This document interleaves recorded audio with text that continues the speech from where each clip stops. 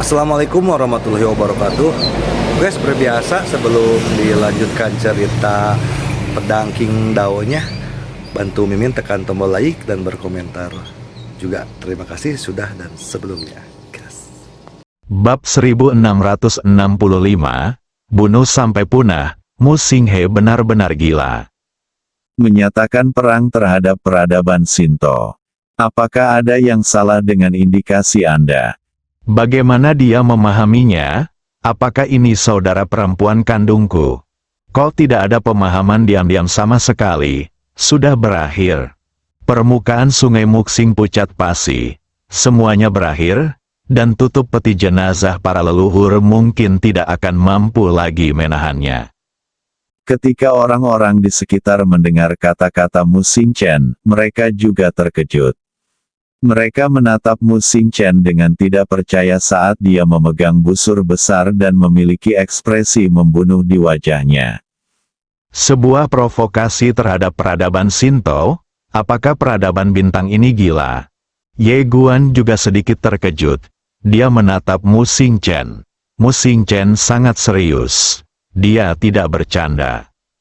Tuo Guyuan dan Xiao Yuanqi saling berpandangan, dan mereka berdua mengira Mu Xingchen gila. Tentu saja, mereka sekarang menghadapi masalah. Haruskah mereka segera memutuskan hubungan dengan Ye Guan, atau haruskah mereka seperti Mu Xingchen dan tidak pernah meninggalkan teman-teman mereka? Pada saat ini, mereka berjuang dan terjerat seperti yang belum pernah terjadi sebelumnya. Hati nurani mereka mengatakan kepada mereka bahwa sungguh tidak baik untuk memutuskan hubungan dengan Ye Guan sekarang. Belum lagi yang lain, mereka sendiri merasa jijik dengan perilaku meninggalkan teman-teman di saat-saat kritis. Namun kenyataan mengatakan kepada mereka bahwa jika mereka tidak memutuskan hubungan dengan Ye Guan, mereka tidak akan mampu menyinggung suku Shinto. Mereka tidak hanya akan melibatkan diri mereka sendiri, tetapi juga orang-orang dan peradaban mereka sendiri. Bagaimana mereka dan keluarga mereka bisa menanggung bencana seperti itu? Pada saat ini, dua suara sedang bertarung dengan gila-gilaan di kepala mereka berdua. Dan karena itu, mereka berdua tampak sangat kesakitan. Adapun Mu Xinghe, dia sudah putus asa saat ini. Apa yang telah dilakukan tidak dapat dibatalkan. Adikku telah mengucapkan kata-kata itu, bisakah dia menariknya kembali sekarang? Jelas itu tidak dapat ditarik kembali. Tidak ada gunanya takut pada saat ini, jadi sebaiknya Anda berani dan melakukannya. Bukankah itu peradaban Shinto? Hal terburuk yang dapat terjadi adalah kematian. Setelah memikirkan hal ini, dia berdiri dan menatap Shintoki, matanya penuh dengan tekad. Kami, saudara dan saudari, tahu bahwa keluarga Shinto sangat kuat. Kami juga tahu bahwa jika kami meninggalkan teman-teman kami dan berlutut untuk memohon belas kasihan, kami mungkin memiliki kesempatan untuk bertahan hidup. Namun, saya katakan kepada Anda, kami, peradaban bintang, tidak akan pernah meninggalkan teman-teman kami, dan kami tidak akan pernah takut mati. Hari ini, jika ada yang menyentuh kakak tertua saya, kami, saudara dan saudari, akan melawannya sampai mati. Begitu kata-kata itu keluar, orang-orang kuat yang menonton di lapangan segera menunjukkan ekspresi kekaguman. Meskipun mereka merasa bahwa peradaban bintang tidak sebanding dengan peradaban Shinto, mereka harus mengakui bahwa kedua orang dari peradaban bintang sangat setia dan pemberani. Ketika mendengar perkataan Mu Xinghe, wajah Tuo Guyuan dan Xiao Yuanqi tiba-tiba terasa panas, dan rasa malu muncul di lubuk hati mereka. Mereka saling memandang, lalu rasa malu di mata mereka berubah menjadi tekad. Ketika Tuo Guyuan melihat tekad di mata Xiao Yuanqi, dia langsung menghela napas lega. Kau tahu, kakak Xiao ini adalah saudara Ye Guan seumur hidup dan mati. Di saat kritis ini, sebagai saudara seumur hidup dan mati, Ye Guan tidak akan tinggal diam, kan? Hai Guan, Itu adalah tuan muda Paviliun Xiambao. Sebagai saudara Ye Guan dalam hidup dan mati, Xiao Yuanqi pasti memiliki informasi kontaknya, dan selama Ye Guan muncul, dia pasti bisa menyelesaikan masalah ini hanya dengan satu kata. Bagaimanapun, Ye Guan adalah tuan muda Paviliun, dan Shen Daoqi hanyalah murid inti dari keluarga utama, bukan tuan muda dari peradaban Shen Dao. Pikiran ini tentu saja menjadi penyelamat bagi Mu Xinghe yang sudah putus asa, dan harapan pun membara di matanya. Ketika Xiao Yuanqi melihat tekad dan harapan di mata Tuo Guiyuan, dia merasa sangat lega. Awalnya dia meragukan hubungan antara Tuo Guiyuan dan Ye Guan, tetapi sekarang tampaknya orang ini benar-benar saudara laki-laki Ye Guan, jika tidak, dia tidak akan memiliki ekspresi seperti itu. Menurutnya, karena Ye Guan dan Tuo Guiyuan adalah saudara kandung, pasti ada informasi kontak Ye Guan. Selama Ye Guan muncul, bukankah ini bisa diselesaikan hanya dengan satu kalimat? Memikirkan hal ini, harapan muncul di matanya. Keduanya melihat harapan di mata masing-masing, dan mereka berjalan keluar pada saat yang sama. Tuo Guiyuan dan Xiao Yuanqi berjalan ke sisi Ye Guan. Dia tidak mengatakan apa-apa, tetapi sikapnya sudah menunjukkan semuanya. Di langit, Tuo Gulin menatap Tuo Guiyuan yang keluar dan langsung berkata, dia bukan dari suku Tuo Guku. Meskipun dia takut pada Ye Guan dan tidak berani terus menyerang, dia bahkan lebih takut pada suku Shinto. Oleh karena itu, ketika dia melihat Tuo Guiyuan berani berdiri di samping Ye Guan, dia harus keluar dan mengeluarkan pernyataan, mengatakan bahwa Tuo Guiyuan tidak ada hubungannya dengan suku Tuo Gu. Tuo Guiyuan juga penuh darah saat ini. Dia menatap Tuo Gulin tanpa rasa takut, aku memiliki darah orang Tuo Gu di tubuhku. Ini tidak dapat diubah oleh kata-kata siapapun, dan kamu, Tuo Gulin, tidak dapat mewakili orang Tuo Gu. Tuo Gulin langsung menyela Tuo Guiyuan, saudaraku adalah tuan muda suku Tuo Gu. Apakah menurutmu aku bisa mewakili suku Tuo Gu? Tuo Guiyuan pun langsung menyela perkataan Tuo Gulin.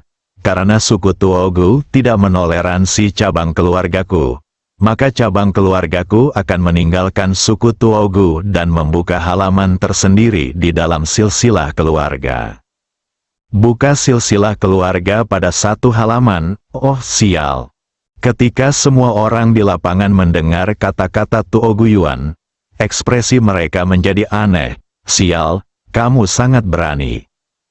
Lancang. Tuo Gulin melotot ke arah Tuo Guiyuan. Nama keluargamu Tuo Gu telah dicabut, dan kamu tidak diperbolehkan menggunakan nama keluarga Tuo Gu lagi. Tuo Guiyuan juga berkata dengan marah, marga itu diberikan oleh leluhur kami, bukan olehmu. Mengapa kamu ingin mencabutnya? Saudara yang apa yang aku katakan masuk akal kan? Ye Guan juga tersadar saat ini. Setelah mendengar apa yang dikatakan Tuo Guiyuan, dia mengangguk setuju dan berkata, itu masuk akal. Wajah Tuo Gulin tampak agak jelek. Dia melirik Ye Guan, tetapi akhirnya tidak berani menyerang. Dia hanya bisa menatap tajam ke arah Tuo Guiyuan. Tuo Guiyuan telah menyerahkan segalanya saat ini. Dia telah menjalani seluruh hidupnya dengan hati-hati dan penuh kehati-hatian. Saat ini, dia tidak ingin diganggu lagi, jadi dia langsung berkata, atas nama suku Tuo Gu yang baru, kami tidak akan pernah meninggalkan teman-teman kami. Setiap orang, ketika Xiao Yuanqi mendengar kata-kata Tuo Guiyuan, darahnya langsung mendidih. Dia berdiri dan berkata, keluarga Xiao wilayah utaraku tidak akan pernah meninggalkan teman-teman kita. Melihat mereka berdua seperti ini, Mu Xinghe awalnya ragu apakah kedua orang ini benar-benar ada hubungannya dengan Ye Guan. Namun saat ini, dia tidak lagi ragu.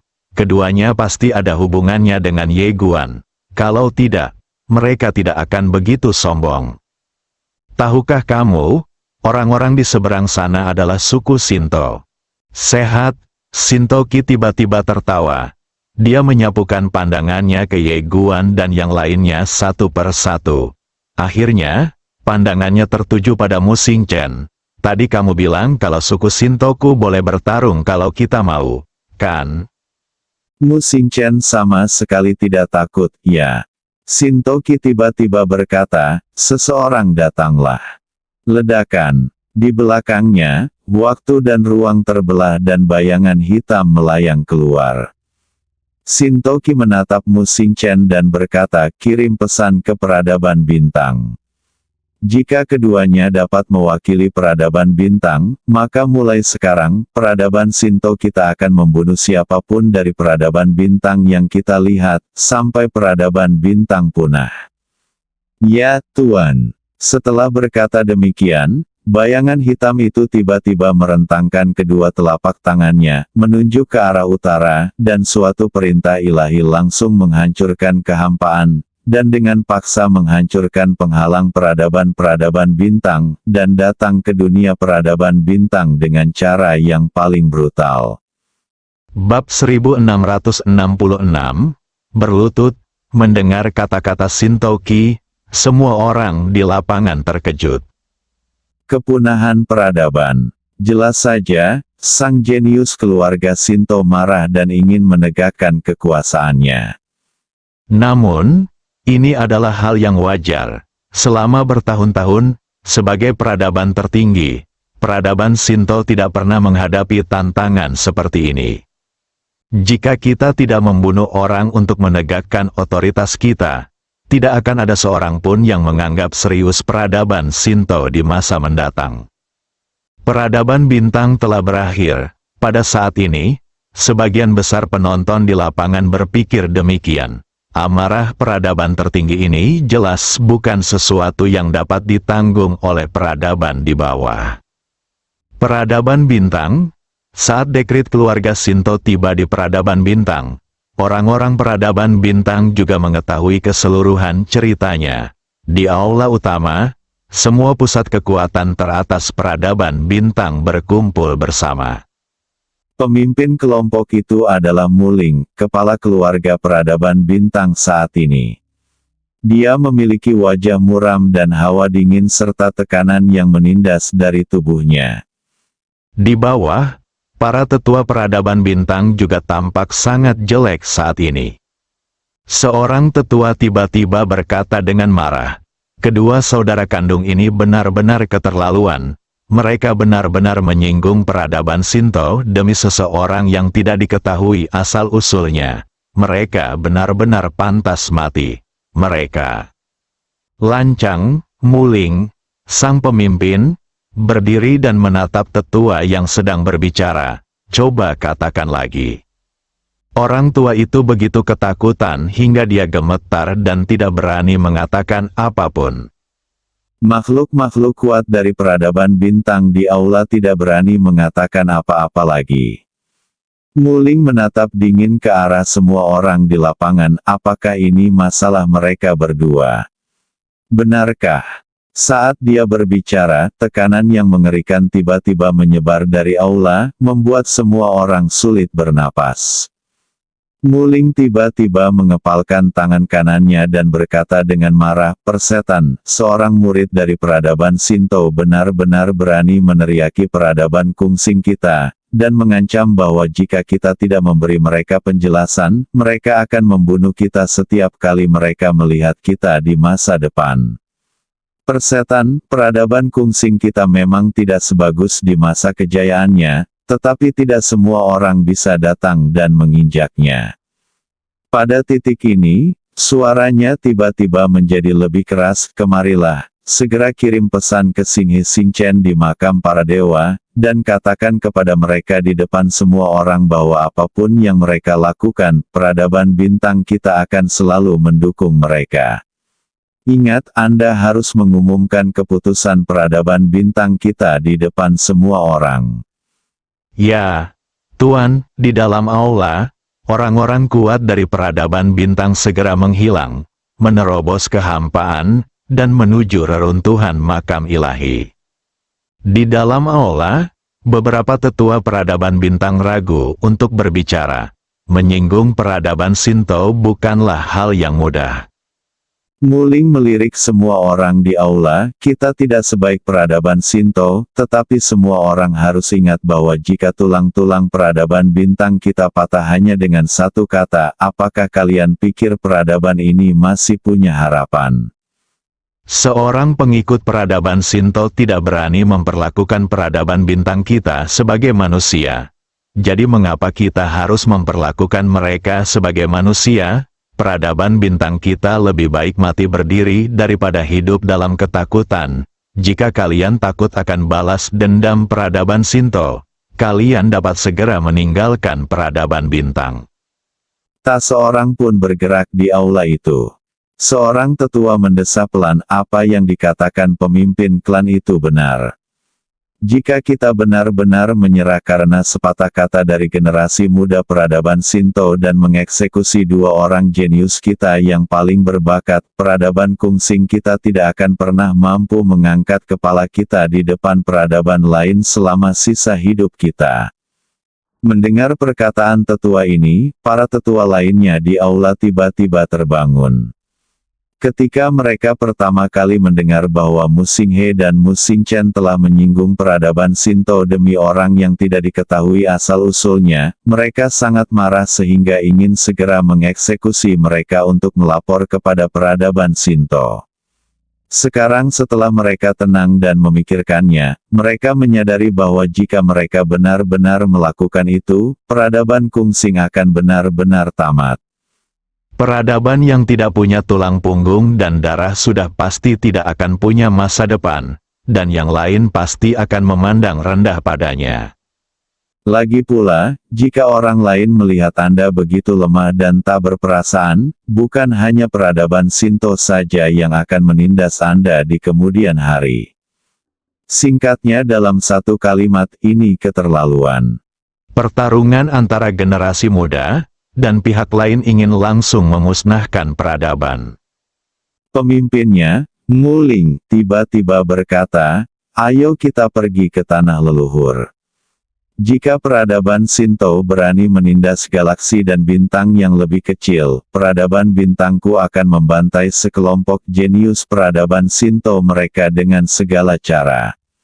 Sambil berbicara, dia memimpin sekelompok tetua peradaban bintang ke tanah leluhur, yang merupakan tempat peristirahatan terakhir bagi banyak leluhur peradaban bintang dan juga kartu truf terakhir peradaban bintang. Saat menghadapi peradaban Shinto, jika Anda tidak melawan, maka jangan melawan. Namun jika Anda melawan, maka Anda harus mengerahkan seluruh kemampuan Anda. Sisa-sisa makam dewa. Wajah Mu Xinghe sedikit pucat saat ini. Dia berbeda dari saudara perempuannya. Saudara perempuannya tidak pernah memikirkan hal-hal dengan cara yang rumit. Dia akan memukul ketika dia harus memukul dan melakukan apa yang seharusnya dia lakukan. Dia selalu begitu sederhana. Tetapi dia tidak bisa melakukan itu, dia tahu betapa seriusnya situasinya.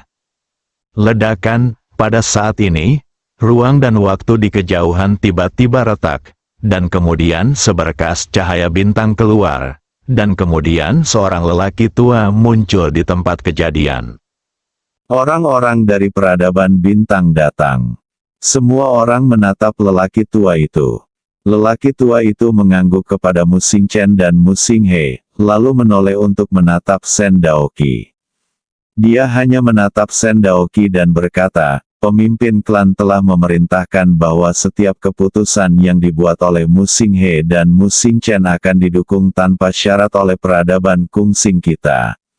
Dukung tanpa syarat, dukung tanpa syarat, dukung tanpa syarat. Setiap orang, harus saya katakan, semua orang di sana terkejut. Peradaban bintang ini sungguh berani. Mereka awalnya mengira bahwa peradaban bintang akan menyerah dan mengeksekusi Mu Xingchen dan Mu Xinghe. Bagaimanapun, mereka berhadapan dengan peradaban Shinto. Namun, mereka tidak menyangka bahwa peradaban bintang akan berhadapan langsung dengan peradaban Shinto. Meskipun ini tidak bijaksana, harus dikatakan, mereka benar-benar pemberani. Pada saat ini, orang-orang kuat dari peradaban sekitar semuanya merasa kagum terhadap peradaban bintang, dan agak iri terhadap Mu Xingchen dan Mu Xinghe. Karena mereka tahu bahwa jika mereka memprovokasi kejeniusan peradaban Shinto, tidak diragukan lagi bahwa peradaban mereka akan mengorbankan mereka untuk meredakan kemarahan peradaban Shinto. Tidak jauh dari situ, Shintoki tiba-tiba tertawa. Oke, ini benar-benar menarik. Kamu, peradaban bintang, tidak memiliki nasib peradaban tertinggi, tetapi kamu memiliki penyakit peradaban tertinggi. Maka hari ini, biarkan aku, peradaban Shinto, menyembuhkanmu. Pada saat ini, Ye Guan tiba-tiba mengulurkan tangannya dan menekan dengan lembut, berlutut. Berdebar. Sebelum semua orang bisa bereaksi, kaki Shintoki lemas dan dia terjatuh berlutut. Pada saat itu, semua orang di lapangan tercengang. Apa-apaan? Shintoki juga bingung. Ye Guan menatap Shintoki yang berlutut, apa yang sedang kau obati? Ceritakan lebih banyak padaku. Lancang. Di belakang Shintoki, seorang lelaki tua menjadi marah, beraninya kau menghina peradaban Shintoku. Ye Guan tiba-tiba mengarahkan jarinya ke arahnya, berlututlah. Berdebar. Tanpa rasa terkejut apapun, lelaki tua itu ditekan oleh kekuatan suci yang mengerikan dan langsung berlutut di tempat. Setiap orang, Ye Guan melihat sekeliling dan bertanya, ada lagi yang mau berlutut? Suasananya sunyi senyap di mana-mana. Bersambung.